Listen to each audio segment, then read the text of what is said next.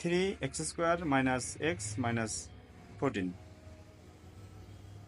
এই অঙ্কটি হলো তোমাদের গণিত বইয়ের 56 পৃষ্ঠার উদাহরণ 26 থেকে নিয়েছি। তো অঙ্কটিকে ফলো করলে আমরা দেখতে পাই x² এর সহগ হচ্ছে 3 এবং x এর সহগ হচ্ছে 1 আর x বর্জিত সংখ্যাটি হচ্ছে 14। তার মানে এই তিনটি পদের মধ্যে 3 কমন নেওয়া যাবে না। আমাদের কি করতে হবে, যেহেতু x² এর সহগ 1 এর চেয়ে বড়, তার মানে আমাদের 3 এবং 14 এর সাথে গুণ দিতে হবে। তাহলে আমাদের কত হয়, 3 × 14 হয় 42। তা আমাদের x বর্জিত সংখ্যাটি ধরতে হবে 42। আমাদের এই 42কে আমরা মিডল টার্ম করব। তাহলে দেখি ক্যালকুলেটরে যদি আমরা উত্তরটাকে বিশ্লেষণ করতে চাই, প্রথমে আমাদের মোট বাটন 3 বার চাপতে হবে, ইকুয়েশন আসলে 1 চাপতে হবে, আর আননোনে 3 চাপতে হবে, আর ডিগ্রি 2 চাপতে হবে।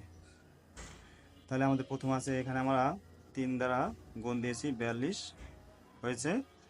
এখন আমাদের এখানে 1 ধরতে হবে,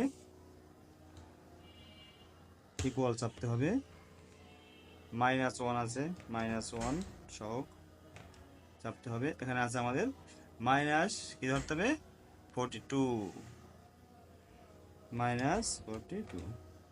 এবং আমাদের সমান বাটন চাপতে হবে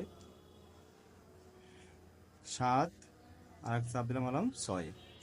আমাদের ক্যালকুলেটরের ফলাফল হচ্ছে +7 আর আছে -6। তাই আমাদের উল্টা সাইনটা ব্যবহার করতে হবে। তাহলে 3x² মাইনাস 7x +7 আসছে -7x, এখানে মাইনাস আছে 6 হবে +6 এবং 14। তাহলে আমাদের কি হলো, 7 এর সাথে 6 গুণ দিলে 6 এর সাথে 42 এবং বিয়োগ করলে প্লাস মাইনাসে মাইনাস মানে 1 থাকে। তাহলে আমাদের এখানে কি কমন যাবে, 3x কমন যাবে, না না না, তাহলে শুধু x কমন যাবে। হ্যাঁ, তাহলে শুধু x কমন গেলে থাকে 3x - 7, এখানে যাবে 2, তাহলে 3 × 6 মানে 3x আর হলো 7। এখানে আমার দুটো কমন যায়, 3x - 7 আর থাকে x + 2। তাহলে আমাদের এটাই অ্যান্সার।